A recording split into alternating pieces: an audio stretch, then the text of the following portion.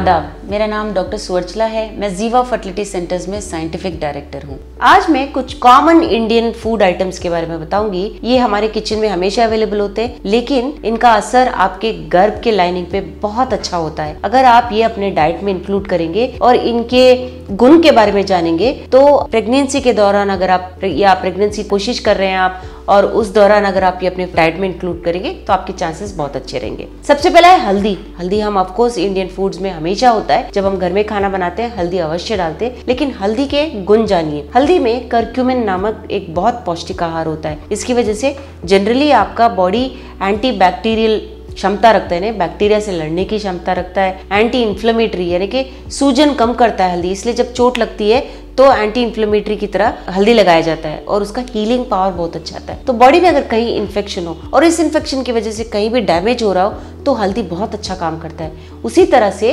अगर आप गर्भ के बारे में समझेंगे तो देखेंगे कि हल्दी इंक्लूड करने पे गर्भ का लाइनिंग भी अच्छा इंप्रूव होता है। स्पेशली कोई इन्फेक्शन हुआ हो, कोई प्रोसीजर हुआ है, कोई सर्जरी हुआ है तो हल्दी का बहुत इंपॉर्टेंट रोल होता है हीलिंग में। यही नहीं, एंडोमेट्रियल थिकनेस, ब्लड फ्लो भी इंप्रूव होने के कारण जब एम्ब्रियो वहां पहुंचता है उसके चिपकने में आसानी होती है। सो हल्दी को अपने डाइट में इंप्रूव कीजिए। आजकल बाहर से खाना बहुत खाया जा रहा है, specially fast food, pizza, burger में हल्दी नहीं डाला जाता है, इसलिए हल्दी का जो इंटेक है वो कम हो रहा है हमारे समाज में।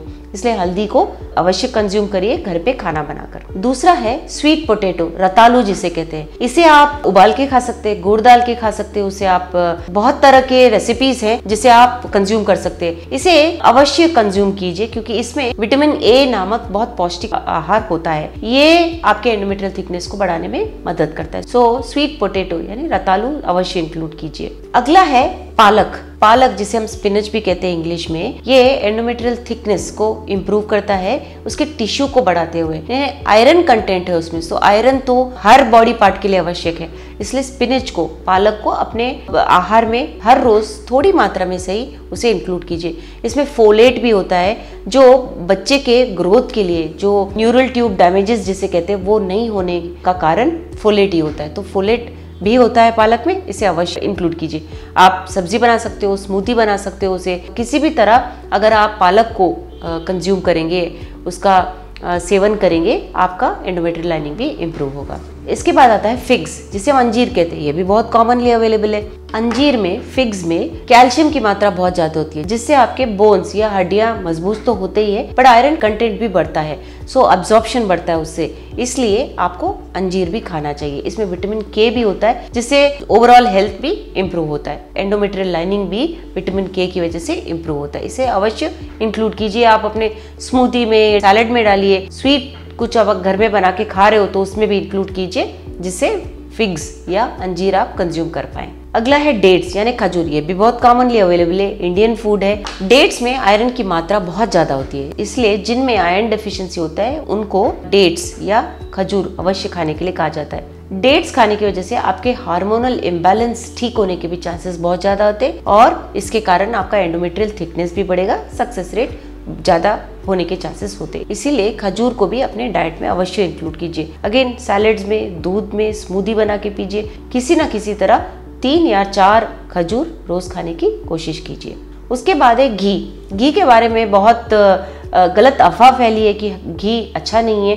ये तो सिर्फ सॉल्टेड बटर या टेबल बटर जो होता है वो अच्छा नहीं होता है। घी बहुत अच्छा पौष्टिक आहार होता है, आपको इसे अपने खाने में अवश्य इंक्लूड करना चाहिए। घी में ब्यूट्रिक एसिड नामक एक बहुत इंपॉर्टेंट तत्व होता है जिससे यूट्राइन लाइनिंग का थिकनेस बढ़ता है। घी में विटामिन के भी है जिसकी वजह से प्रॉपर डेवलपमेंट होता है एंडोमेट्रियल टिश्यू का। इसे अवश्य अपने डाइट में इंक्लूड कीजिए। बेशक कुछ ड्रॉप्स ही डाल लीजिए, बट अवश्य घी कंज्यूम कीजिए रोज। Last but not the least है तिल, सेसेमी सीड्स जिसे कहते हैं। सेसेमी सीड्स में विटामिन ई की मात्रा बहुत ज्यादा होती है जिससे एंडोमेट्रियल थिकनेस बढ़ता है। विटामिन ई की वजह से ब्लड फ्लो इंप्रूव होता है और ये टिश्यू को स्ट्रांग बनाता है, जो एंडोमेट्रियल टिश्यू होता है उसे स्ट्रांग बनाता है। इसे आप अपने सैलेड पे, अपने खाने पे, पकौड़ों पे डाल सकते हो। बहुत तरह के यूट्यूब में आजकल रेसिपीज हैं जो तिल के गुड़ के साथ लड्डू बनते हैं। इसे किसी ना किसी तरह आप कंज्यूम कीजिए। तो ये जो इंपॉर्टेंट फूड्स मैंने आपको बताए, अगर आप अपने डाइट में हर रोज इंक्लूड करोगे तो आपका जो गर्भ का लाइनिंग है वो इंप्रूव होने के चांसेस बहुत अच्छे होते हैं। इसके बारे में और जानकारी के लिए अवश्य जीवा फर्टिलिटी सेंटर्स आइए। Thank you. हमने इस वीडियो बनाने के लिए बहुत मुशक्कत की है, मेहरबानी करके हमें लाइक और सब्सक्राइब जरूर कीजिएगा। शुक्रिया।